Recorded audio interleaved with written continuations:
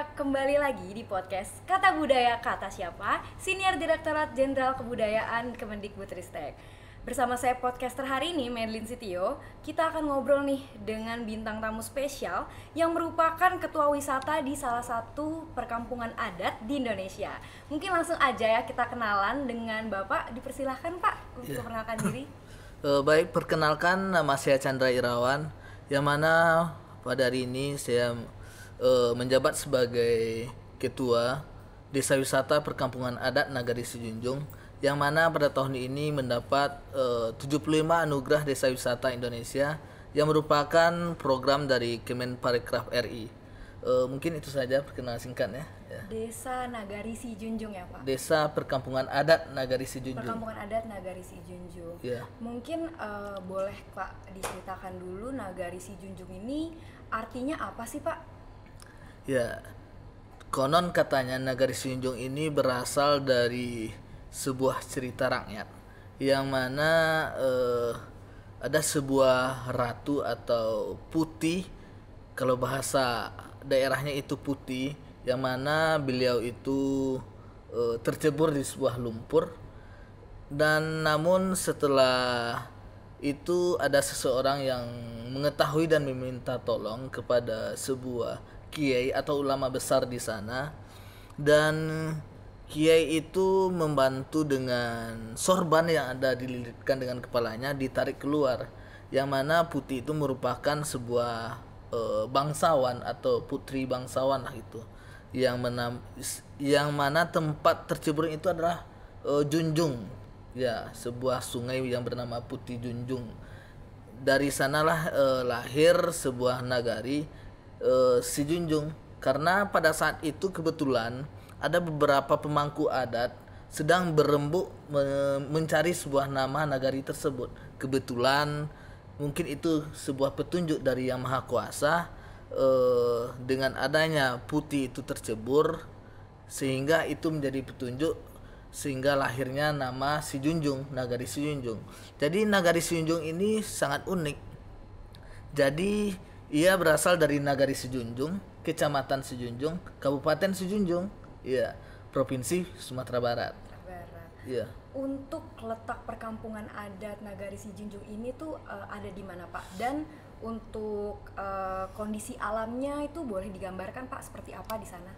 Jadi letak perkampungan adat Nagari Sijunjung itu dengan jarak tempuh dari Bandar Udara Internasional Minangkabau kisaran 4 sampai 5 jam. Itu terletak di Nagari Sijunjung di dua jorong, Jorong Padang Ranah dan Jorong Tanah Batu. Yang mana perkampungan adat ini berbeda dengan perkampungan adat lainnya.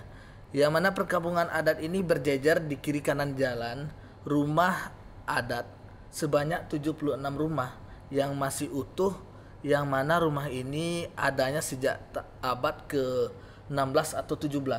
Seperti itu. 76 rumah adat ya Pak? Iya. Untuk rumah adatnya sendiri namanya rumah adat apa Pak?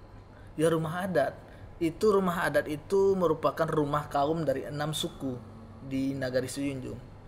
Kalau untuk yang menempati saat ini masih suku aslinya Pak? Yang menempati harus suku asli. Jadi di perkampungan adat itu ditempati oleh kaum itu sendiri, yang mana setiap penghuni rumah gadang itu diberikan sebuah sawah atau kebun untuk biaya hidup mereka sehari-hari. Itu merupakan bentuk penghargaan dari pemangku adat kepada yang menghuni rumah gadang atau menjaga rumah gadang. Selain rumah adat Pak, budaya yang sampai saat ini masih ada dan masih dilestarikan di perkampungan adat Nagari Sijunjung itu apa saja Pak? Di Nagari Sijunjung mempunyai banyak budaya. Yang pertama, tahun kemarin, pada tahun 2022 kemarin, ditetapkan 2 cagar budaya tak benda, yaitu Batobo Kongsi dan Berkaul Adat. Itu ditetapkan sebagai cagar budaya tak benda oleh Kementerian Pendidikan dan Kebudayaan. Ya. Dan juga banyak budaya-budaya, contohnya tradisi perkawinan yang melalui dari rumah gadang ke rumah gadang gitu, atau dari rumah adat ke rumah adat, seperti itu. Boleh diceritakan lebih lanjut Pak, tradisi perkawinan ini seperti apa sih Pak? Tradisi perkawinan ini seperti ini. Misalnya mbaknya orang Sijunjung dan saya juga orang Sijunjung. Itu prosesi awalnya itu berasal dari kaum laki-laki itu datang ke rumah gadang kaum perempuan. Nanti disambutlah oleh pemangku adat perempuan. Jadi prosesinya itu dilaksanakan ada tahapan-tahapannya. Yang pertama itu adalah basirih, itu ibaratnya kata, ibaratnya lamaran awal gitu kan. Pada prosesi ini masih bisa kita batalkan karena masih perencanaan awal gitu kan. Itu dilaksanakan pada hari Senin atau hari Rabu dan kemudian dilanjutkan pada hari Jumat. Jumat pagi itu kegiatannya batando namanya. Batando namanya, bahasa Sijunjungnya batando gitu kan. Sebuah lamaran yang sudah mengikat gitu. Jadi ketika prosesi batando ini telah dilaksanakan, ketika salah satu pihak ingin membatalkan itu akan didenda. Nah, setelah itu baru bisa melangsungkan pernikahan. Dendanya berupa apa, Pak? Ya berupa kerugian yang dikeluarkan selama prosesi adat tersebut. Ya. Untuk tadi kan Bapak ada sebut hari-hari tertentu ya, Pak. Ya. Apakah ada filosofi tertentu di balik hari-hari itu harus di hari tersebut? Kalau hari-hari tersebut dari dahulunya untuk basirih atau batando itu memang dilaksanakan hari Senin atau Rabu malam dan batandonya hari Jumat pagi. Karena kalau hari Jumat itu merupakan hari yang harus free gitu. Tidak ada kegiatan yang dilakukan oleh masyarakat. Jadi khusus beribadah, khusus pelaksanaan kegiatan adat. Jadi ke sawah pun nggak ada. Jadi pada hari Jumat itu khusus kegiatan-kegiatan adat atau prosesi-prosesi adat. Pak Chandra ini kan sebagai ketua wisata ya, Pak? Ya. Kira-kira tugas-tugas apa sih, Pak, yang biasanya Bapak lakukan sebagai ketua wisata di Desa Perkampungan Adat Nagari Sijunjung ini? Tugas-tugasnya yang pertama, kami tidak bisa menutupi kami di perkampungan adat itu pada umumnya ibu-ibu yang tinggal di rumah adat itu pendidikannya latar belakang SMA lah pada umumnya. Jadi butuh pencerahan atau diberi pengetahuan lebih lanjut terhadap cagar budaya. Dan sampai hari ini kami telah bekerja sama dengan BPK atau Badan Pelestarian Kebudayaan terkait renovasi rumah adat. Setiap kegiatan kegiatan renovasi atau perbaikan rumah itu kami harus mendapat persetujuan dari BPK dahulu. Dan juga alhamdulillah perkampungan adat dibina oleh Bank BCA. Ada sekitar 15 rumah itu di bawah binaan Bank BCA. Ya. Selain itu, Pak, untuk masyarakat yang sekarang ada di perkampungan adat Nagari Sijunjung ini, mata pencaharian utamanya itu apa, Pak? Mata pencaharian kami di Sijunjung itu pada umumnya bertani. Makanya tadi itu salah satu cagar budaya tak benda berkaul adat itu. Berkaul adat itu merupakan bentuk wujud syukur kami kepada Yang Maha Kuasa atas hasil panen yang kami dapatkan. Itu mungkin dari kementerian sudah menghadiri acara kami tersebut. Ada Bapak Dirjen dan juga Bapak Mahendra sudah menghadiri arak-arakan yang panjangnya lebih kurang 1 kilo. Ibu-ibunya menjunjung dulang gitu kan. Mungkin nanti ada di bahkan TV-TV nasional sudah meliput gitu kan. Berarti acaranya dalam bentuk arak-arakan seperti itu ya, Pak? Arak-arakan dengan pakaian adat. Dan di sebuah tempat itu kami makan doa bersama dan makan bersama. Untuk mensyukuri hasil panen. Mensyukuri hasil panen dan berdoa kembali untuk proses bertani pada tahun selanjutnya. Kami juga dapat informasi nih, Pak, kalau pada Maret lalu Desa Wisata Perkampungan Adat Nagari Sijunjung ini masuk ke dalam nominasi Desa Wisata Terbaik di Indonesia versi ADWI 2023. Iya. Nah, kira-kira Pak boleh dijelaskan nggak, Pak, Desa Wisata Terbaik di Indonesia ADWI ini tuh apa sih, dan pada saat masuk nominasi itu kira-kira apa saja pertimbangannya dan efeknya untuk Desa Perkampungan Adat ini seperti apa, Pak? Sebenarnya kami dan kawan-kawan pengelola desa wisata itu sangat tidak menyangka sekali bahwa perkampungan adat itu mendapat 75 besar, karena peserta itu lebih dari 4.800 sekian kalau nggak salah gitu kan. Sementara yang mana pada tahun sebelumnya kami juga masuk nominasi tapi cuma 500 besar lah gitu kan. Dan kemarin alhamdulillah itu sangat-sangat syukur sekali sampai 75 besar. Itu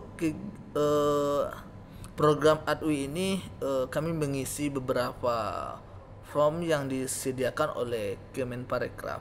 Itu mulai dari homestay-nya, kegiatan-kegiatan penunjangnya, souvenirnya apa, dan kelembagaannya seperti apa. Jadi disediakanlah sebuah kuesioner yang diisi oleh pengelola desa wisata. Jadi di sanalah penilaian dari panitia atau tim seleksi dari ADWI. Berarti dari 500 besar ya Pak, naik ke 70 besar ya? Ya 75. Nah, apakah memang dari desa perkampungan adat Nagari Sijunjung ini memang ada usaha khusus Pak untuk naik ranking atau memang jalan begitu saja Pak? Untuk usaha khusus ada. Pertama itu dari stakeholder yang ada. Pertama dari pemerintah nagari atau yang biasa disebut pemerintah desa, itu sudah pada tiap tahunnya menyisihkan anggaran untuk perkembangan perkampungan adat itu sendiri. Dan juga pemerintah kabupaten menganggarkan untuk revitalisasi perkampungan adat tersebut dengan memperbaiki beberapa rumah yang sudah mulai rusak gitu kan. Karena rumah ini sudah berabad-abad, yang mana bahannya dari kayu semua. Baik Pak. Nah, desa wisata perkampungan adat Nagari Sijunjung ini kan balik lagi merupakan desa wisata ya Pak. Daya tarik yang ada di desa wisata ini apa aja sih Pak? Daya tarik yang ada, yang pertama itu keasrian budaya dan keasrian alam, yang mana di setiap belakang rumah-rumah adat itu berjejer sawah-sawah pemilik rumah. Ada sawahnya di belakang-belakang rumah. Jadi ketenangan, keasrian alam. Dan juga kami menawarkan rumah adat itu sudah kami jadikan homestay atau penginapan. Dan penginapannya ini enggak sama dengan kayak hotel yang ada berbintang 5. Tapi yang kami sediakan di sini bagaimana pengunjung itu tidur di atas padi gitu, hasil panen kami gitu. Jadi padi itu ditumpahkan dalam bentuk wadah di atas rumah, nanti dialas sama tikar pandan, baru pengunjungnya tidur di atas itu. Jadi kata orang sih itu merupakan sebuah pijat tradisional karena panas gitu kan. Kebetulan banget nih Pak, tadi juga saya memang mau menanyakan tentang fasilitas-fasilitas yang ada jikalau masyarakat nih mau berkunjung berlibur ke perkampungan adat Nagari Sijunjung. Nah, selain tadi ada homestay ya Pak, dan homestaynya unik, ada padi-padi yang ditaruh untuk tidur para pengunjung wisatawan ya. Selain itu ada apa lagi nih Pak? Di sini kami menawarkan kepada pengunjung yaitunya budaya yang ada di Nagari Sijunjung itu sendiri. Jadi pengunjung yang menginap di perkampungan adat, kami memberikan atau mengajak untuk kegiatan kami sehari-hari, misalnya ke sawah, misalnya ke ladang, atau kegiatan-kegiatan lainnya gitu. Pokoknya bagaimana kehidupan masyarakat di Sijunjung itu kami menyertakan wisatawan yang menginap di perkampungan adat. Berarti seperti bertani itu wisatawan diajak ya Pak bersama-sama. Kayak melihat kerbau. Misalnya di sana kan sawahnya masih tak ada hujan. Jadi kami masih tradisional. Di sepanjang sungai itu masih banyak kincir air. Jadi seperti itu. Nah Pak, kita juga dapat info nih kalau desa wisata perkampungan adat Nagari Sijunjung ini cukup aktif ya untuk mempromosikan desa wisatanya. Mungkin boleh Pak diberikan informasi kepada masyarakat dan teman-teman yang menonton juga di rumah, media sosial dari desa Nagari Sijunjung ini apa aja sih Pak? Media sosialnya Instagram ada. Kami lebih aktifnya di Instagram dan YouTube. YouTube-nya ada Petualang Anak Nagari dan juga Aji Rahul Channel dan untuk Instagramnya itu Desa Perkampungan Adat Nagari Sijunjung. Itu ada info terkait homestay, terkait souvenir yang ada, dan di sana cukup informasi lah terkait perkampungan adat Nagari Sijunjung. Oke. Nah, untuk teman-teman di rumah nih yang mungkin mau berkunjung berlibur di desa wisata perkampungan adat Nagari Sijunjung, mungkin boleh ya memfollow media sosial yang tadi seperti Bapak Chandra Irawan sebutkan. Pertanyaan hampir terakhir nih Pak. Ya. Apakah Bapak sebagai ketua wisata ada harapan kepada Direktorat Perlindungan Kebudayaan dalam upaya menjaga dan melestarikan kebudayaan di Indonesia? Ya. Kalau jelas untuk secara khusus harapan kami terkait Dirjen Kebudayaan mengenai perkampungan adat, bangunan atau rumah adat di perkampungan adat itu sudah berusia 4 sampai 5 abad. Jadi sudah banyak yang rapuh, butuh bantuan yang cukup besar, karena hari ini yang mana keasrian perkampungan adat itu rumahnya dari kayu. Jadi untuk kayu hari ini sudah susah mencarinya, karena hutan-hutan itu pada sudah gundul atau sudah dijadikan lahan oleh masyarakat, sehingga kayu yang mempunyai kualitas yang bagus itu susah dan harganya mahal. Jadi kalau memang itu butuh iuran cucu kemenakan atau kaum, itu tidak mencukupi. Jadi harapannya kami dari perkampungan adat membutuhkan uluran tangan dari pemerintah daerah, provinsi sampai pemerintah pusat untuk revitalisasi perkampungan adat sendiri agar budaya itu tetap bertahan. Baik, terakhir nih Pak, apakah Bapak punya quotes nih untuk masyarakat dan kaum-kaum muda yang akan menonton supaya lebih semangat lagi menjaga dan melestarikan budaya Indonesia? Hari ini Indonesia terkenal dengan kekayaan budaya dan alamnya. Kalau hari ini kita hanya sibuk dengan elektronik atau gadget tanpa mempertahankan keaslian dan budaya kita, itu kita sangat rugi sekali. Karena wisatawan yang datang ke Indonesia itu hanya melihat atau memperhatikan nilai budaya yang ada sama kita. Ketika nilai budaya itu setelah punah atau tidak ada lagi, saya rasa pengunjung ke Indonesia itu akan sangat berkurang sekali, itu akan sangat mempengaruhi pengunjung yang akan datang ke Indonesia. Karena kekayaan yang kita miliki ya budaya, itulah yang dikunjungi oleh wisatawan ke Indonesia. Untuk itu harapan saya kepada pemuda-pemudi Indonesia, mari kita melek untuk kebudayaan-kebudayaan yang ada di desa kita masing-masing atau di tempat kita masing-masing. Mari kita menjaga, karena kalau bukan kita siapa lagi? Ya, mungkin itu saja dari saya. Baik, terima kasih banyak Bapak untuk waktunya dan kesediaannya juga.